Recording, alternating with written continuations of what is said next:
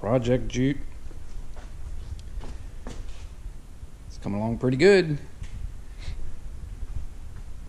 I'm gonna replace the fender because of the damage to the old one. I got a hood I'm gonna be putting on because of the damage to the old hood. The tree kind of went straight across this thing. Didn't hurt any of the side pillars at all, though. All four doors opened and shut really nicely. Okay, the roof is body work is complete. I have it right now in a high build polyester, which is kind of a it's basically a spray body filler. Really cuts down on your expenses of layers upon layers of primer that you'd have to put in. Back ends together.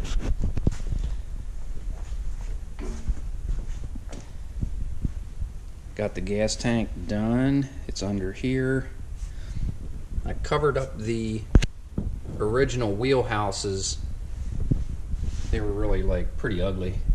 So I went in and got a set of boat trailer fenders and you know, shaved them down to fit here, and then welded, you know, a flat piece on the center. But I'll show you the tailgate here.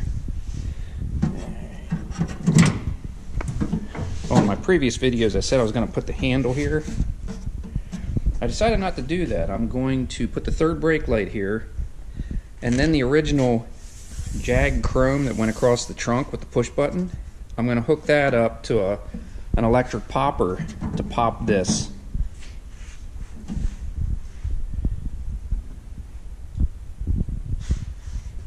And I ended up using a Dodge, second gen Dodge tailgate mechanisms.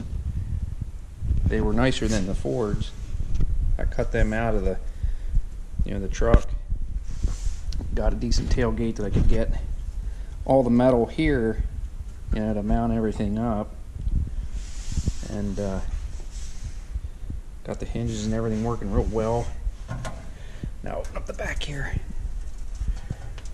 Okay, and I had a stainless gas tank made. Got a weld shop. He took the old tank that was behind the seat, the back seat, and he cut out all the parts from that original tank and, you know, put them into this tank. So everything in this tank works just like the old Jaguar tank did.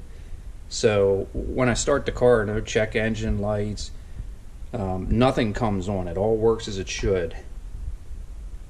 Of course, left the battery and all the electrics back here. And that'll get a seal, keep the water out. And I'm going to bed liner the whole inside of this, you know, up to the edge. I put water drains in all four corners. I don't know if they show up here on the camera or not. I think there's two in the front. I put hooks in the corners so you can actually haul stuff in this. And the tailgate opens and shuts just like a factory would. Even sounds like it.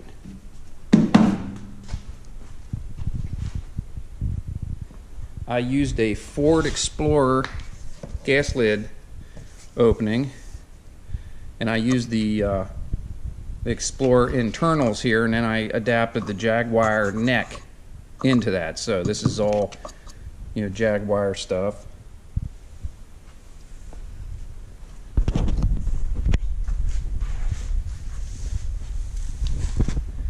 Everything flowed in really nicely. Now in the old videos you saw this orange piece of the Ford roof that was here. I didn't care for how that went in. It pretty well warped up a good bit. So what I did is I cut that back out and I put a nice heavy piece of steel plate from here all the way back to the corner, and then welded it down through. That way there's not much work needed done at all there. It would have taken, you know, a lot of work to turn that around. I didn't want that much put in there. Roof turned out really nice.